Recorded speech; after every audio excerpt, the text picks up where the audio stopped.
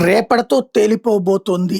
America, Israel కలిసి చేస్తున్నటువంటి యుద్ధం. మొన్న 5 రోజులు గడువిచ్చాడు. నిన్నటికి 72 గంటలు, ఇప్పటికి 48 గంటలు.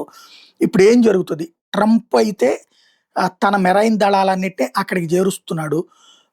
ఇప్పుడు ప్రపంచవ్యాప్తంగా ఈ యుద్ధం గనక మళ్ళీ అంటే ఇది నెల రోజుల రిస్ట్రిక్షన్‌కి వరకు వెళ్ళొచ్చన్నటువంటిది జరుగుతోంది గానీ, ఇరాను తన మాటలని వెనక్కి తీసుకోవట్లేదు. అదే సందర్భంలో వీళ్ళు వెనక్కి తీసుకోవట్లేదు.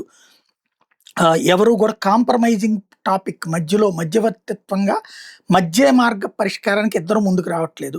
ఇదే జరిగితే యుద్ధం మళ్ళీ కొనసాగితే మళ్ళీ ఈ బంగారం ప్రస్తుతం సెంట్రల్ బ్యాంక్ దగ్గర ఉన్నటువంటి 90 రోజులకి సరిపడినటువంటి ఉన్నాయి. 1967 తర్వాత ఎట్లాంటి పరిస్థితి వచ్చిందో అట్లా బంగారాల అమ్మకాలు లాంటివి జరుగుతాయి.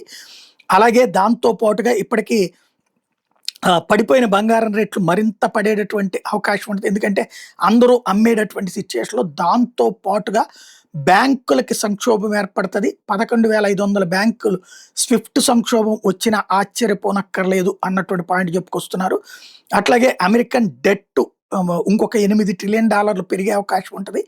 క్వాంటమ్ నోట్స్‌కి సంక్షోభం వచ్చే పరిస్థితి ఉంటది. రాబోయేటటువంటి రోజుల్లో తీవ్రమైనటువంటి కొరత అయితే గ్యాస్‌కొచ్చేటటువంటి అవకాశం ఉందని అంచనా వేస్తున్నారు.